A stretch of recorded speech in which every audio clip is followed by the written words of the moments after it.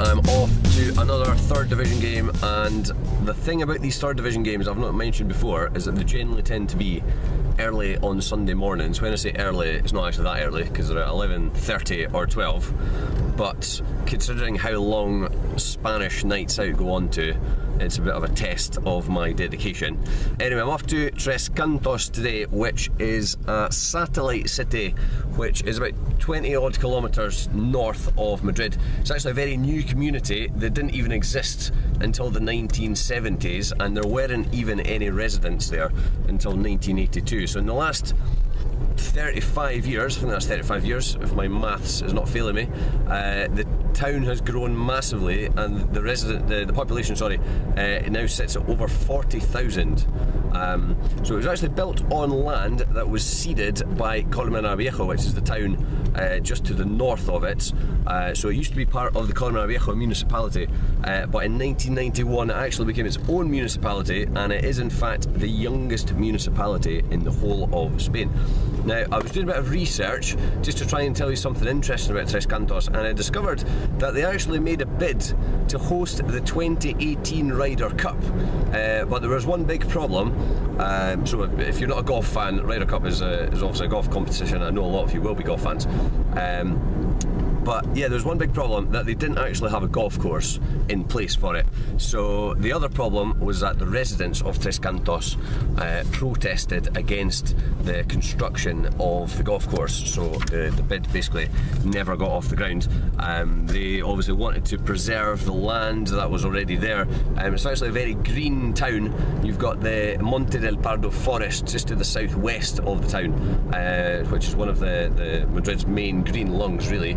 And there are a lot of parks and kind of green areas in the town in general. Now, as for today's game, we're going to be seeing Tres Cantos taking on San Fernando de Henares. Now, Tres Cantos were founded in 1995, and they actually made history last season because they finished third in the Preferente, which is the league below, and went up to the Tercera División for the first time in their history.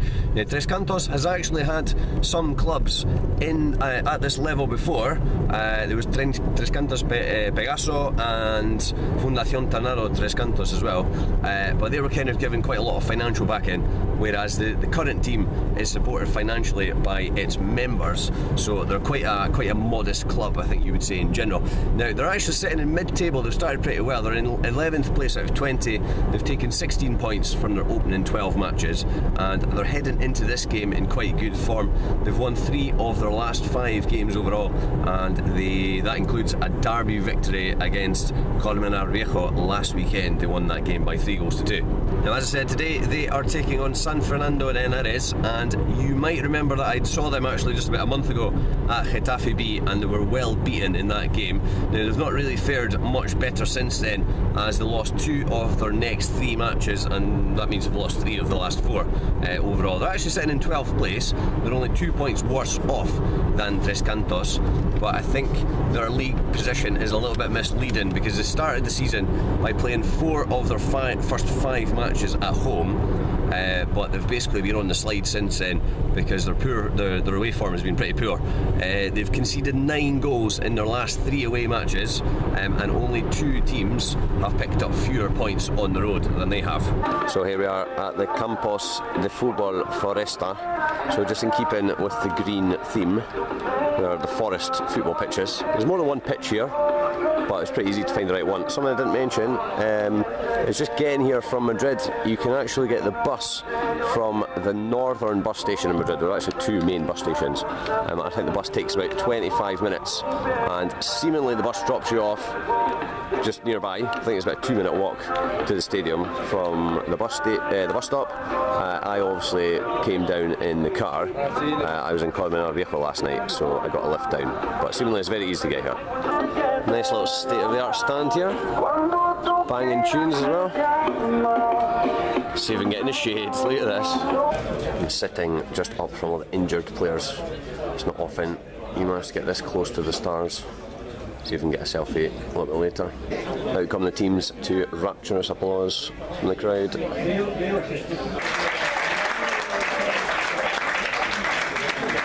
Well, that was awkward. The players started clapping and the fans didn't. Got there eventually.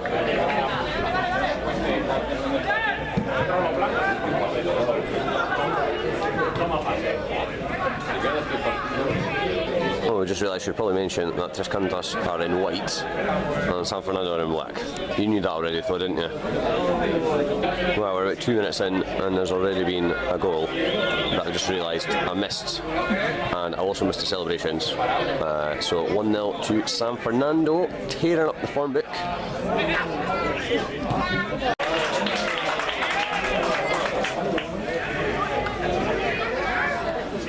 2-0. That was a cracking ball in from the left hand side. The attacker just got in ahead of the defender, smashed it high past the keeper.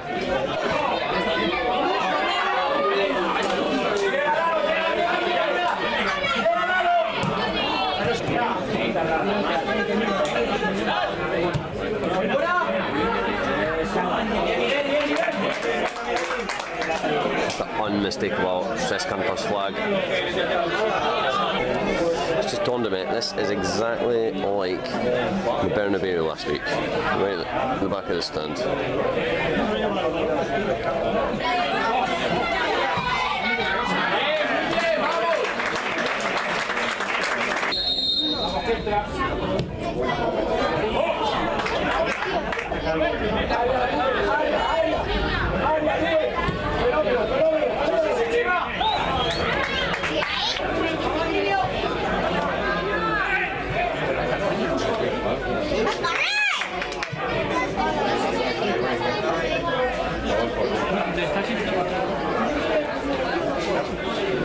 (2-0) to San Fernando at half time. I think the first 2 goals were in the first 8 minutes, so they got off to a pretty rapid start. There's not been very much in it after that.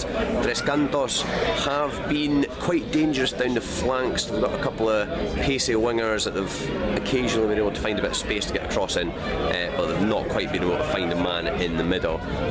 San Fernando have kind of picked Tres Cantos off in the middle quite a few times. Tres Cantos have obviously been forced to chase the game a little bit already, and they've left a few gaps that, you know, they've almost been able to exploit. There was a couple of decent chances for them just towards the end of the half. They could have made it 3-0. Apologies for my croakiness, by the way. I think I must be coming down with something. It has nothing to do with last night whatsoever. I was going to go for a quick wander around to see there's another cafe just over in the corner, which, as I said in previous videos, is a bit of a theme of the lower league teams. But to be honest, I don't want to lose my seat in the shade. So for €10, you don't only get to see Tres Cantos against San Fernando, but you get to see some random family having a kickabout, and also a kids' game of what looks like World Cup. Great value for money here.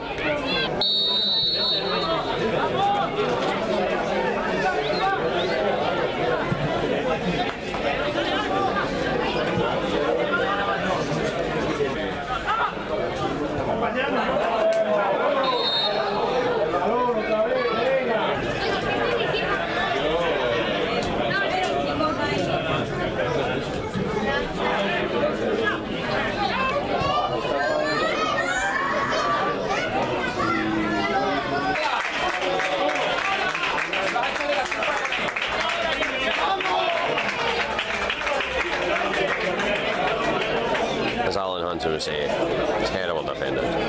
Third goal has been coming, to be fair.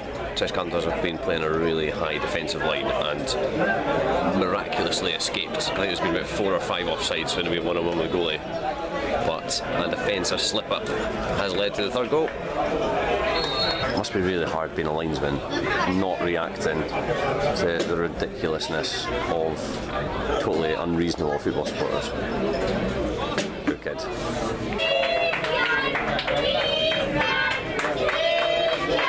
Fans see that coming on here.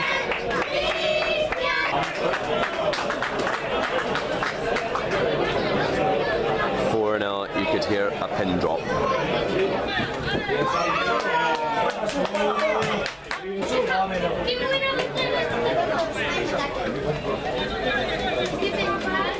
It's taken me 81 minutes and 53 seconds to notice there's actually a scoreboard with the time over there.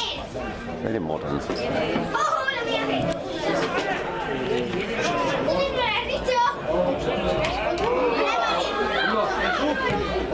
Oh, where's goal line technology when you need it?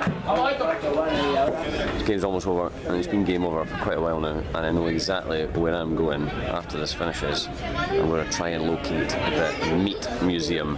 Sounds awesome.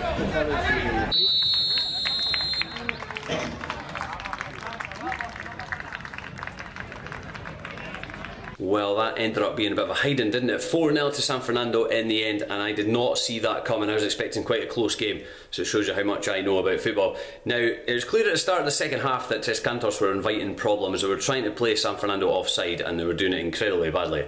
And they must have had 3 or 4 one-on-one chances to score before they eventually got their third goal, which came as a result of the mistake that I mentioned earlier on. So it was pretty much game over with about half an hour left to play. Tres Cantos, I don't think they had a single decent chance to score in the second half at all. And it was kind of a weird game from that point of view, because I kind of got the impression that there wasn't a lot of difference in terms of the ability between the two teams. But you know, the more I think about it, the more I think 4-0 was not actually that flattering for San Fernando. Unfortunately, I was not able to find the Meat Museum, but it was really nice to get some fresh air into the lungs after being cooped up in the city for so long. So I'm feeling like a new man. Anyway, a very resounding away victory. Get in touch via the comments and let me know about the biggest away victories you've seen in the flesh. Thanks a lot for watching. Hope you've enjoyed this latest video. Remember to subscribe to the Team on Tour on YouTube. You can also follow me on Twitter, on Instagram and on Facebook, and I'll see you again next week.